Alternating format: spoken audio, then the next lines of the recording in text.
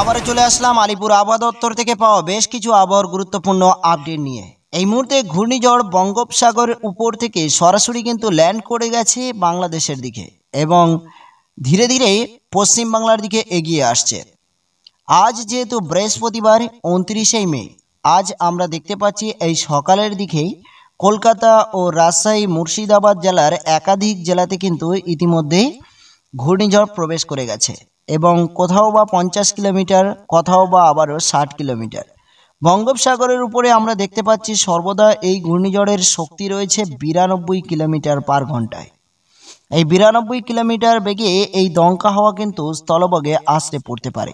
তো চলুন দেখে নেওয়া যাক কোন জায়গা থেকে ল্যান্ড করার পর কোন জায়গায় কতটা ক্ষয়ক্ষতির পরিমাণ রয়েছে এবং আগামী 2 থেকে 3 দিন অর্থাৎ আজ 29শে মে এবং 30শে মে, 31শে মে এবং 1 জুন পর্যন্ত আপডেট কি রয়েছে বিস্তারিত জানতে সম্পূর্ণ ভিডিওটি দেখুন। তো এই মুহূর্তে আমরা দেখলে এই ঘূর্ণিঝড় কিন্তু দেখতে পাচ্ছি বিশেষ করে মহেশখালীর কাছাকাছি রয়েছে। মহেশখালী থেকে এই মুহূর্তে কিন্তু গতিবেগ রয়েছে প্রচুর পরিমাণে, যেখানে গতিবেগ আমরা দেখতে পাচ্ছি প্রায় 80 কিলোমিটার বেগে দমকা হাওয়া এই মুহূর্তে আমরা দেখতে পাচ্ছি মহেশখালী ও চিটাগঞ্জের দিকে দেখলে আমরা দেখতে পাচ্ছি সেখানেও কিন্তু 75 কিলোমিটারের কাছাকাছি রয়েছে। এছাড়া খুলনা ও ঢাকা, কুমিল্লা সহ এই সমস্ত জেলাতে কিন্তু এরই প্রভাব প্রচুর পরিমাণে রয়েছে। দুই বাংলার মাঝে আমরা দেখতে পাচ্ছি মেহেরপুর, বিশেষ করে আমরা দেখতে পাচ্ছি মেহেরপুর, রাজশাহী ও মুর্শিদাবাদ জেলাতে কিন্তু ইতিমধ্যে প্রবল ক্ষয়ক্ষতির আশঙ্কা দেখা দিয়েছে, যেখানে কোনো কোনো জেলাতে 50 কিলোমিটার বেগে দমকা হাওয়া বইতে শুরু করেছে। এদিকে আমরা দেখতে পাচ্ছি মুর্শিদাবাদে ইতিমধ্যে কিন্তু প্রায় 50 কিলোমিটার বেগে দমকা হাওয়া বইছে। সাথেই বৃষ্টি রয়েছে, প্রবল বৃষ্টি ও বৃষ্টির মধ্যে কিন্তু এই ঘূর্ণিঝড়, তাই অবশ্যই প্রত্যেকে একটু সতর্ক থাকবেন। এই মুহূর্তে সবথেকে ভারী বৃষ্টি আমরা দেখতে পাচ্ছি বরিশাল, কুমিল্লা, কলাপাড়া, চিটাগঞ্জ এই সমস্ত জেলাতে, যেখানে রয়েছে প্রায় 27 mm বৃষ্টি। তো কোনো কোনো জায়গায় আবার 26.2 এরকমই রয়েছে। এদিকে সুন্দরবন এলাকা ও দীঘা, মন্দারমণি ও এদিকেও আমরা দেখতে পাচ্ছি হাওয়ার গতিবেগ মোটামুটি ভালো পরিমাণে রয়েছে।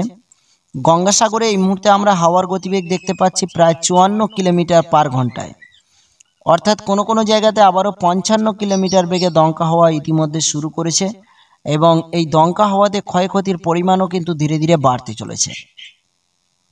বিশেষ করে ঘূর্ণিঝড় রেমাল, ঘূর্ণিঝড় দানা ও আমফান আমরা দেখেছিলাম বিশেষ করে দীঘা, কন্টাই, মন্দারমণি ও এই সমস্ত যে জায়গাগুলো ছিল সেই সমস্ত জায়গাতে কিন্তু প্রবল ক্ষয়ক্ষতি হয়েছিল। আবারও কিন্তু এই মুহূর্তে আমরা দেখতে পাচ্ছি প্রবল ক্ষয়ক্ষতি ঠিক দীঘা, কন্টাই, মন্দারমণি, নামখানা, পেশারগঞ্জ এই সমস্ত জায়গায় আজ থেকে শুরু হয়ে গেছে। আজ যেহেতু বৃহস্পতিবার, আজ যেমনই ঘূর্ণিঝড়ের দাপট রয়েছে, আবারও আগামীকাল শুক্রবারের দিকেও কিন্তু আরও প্রবল শক্তি নিয়ে আসতে পড়তে পারে বলে সম্ভাবনা রয়েছে।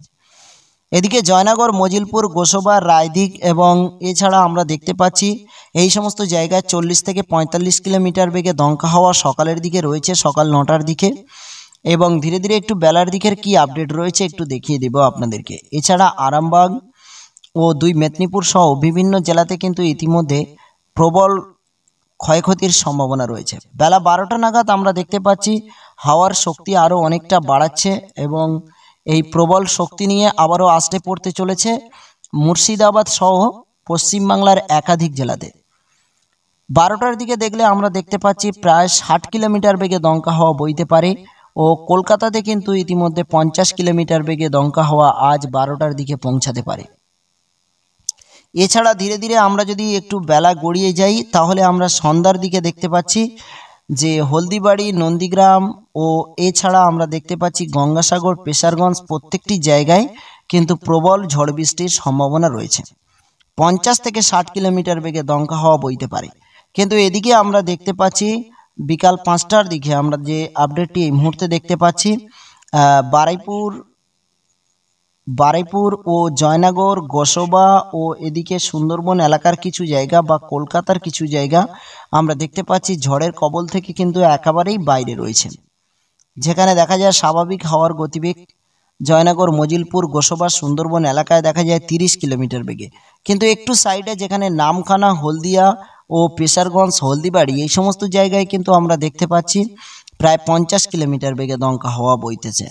তো অ্যাকচুয়ালি আর কি এই ঘূর্ণিঝড়টি কিন্তু সাগর উপকূলে ক্ষয়ক্ষতি সবথেকে বেশি পরিমাণ হওয়ার সম্ভাবনা রয়েছে এবং ধীরে ধীরে স্থলভাগে খুবই হালকা হাওয়ার গতিবেগ রয়েছে।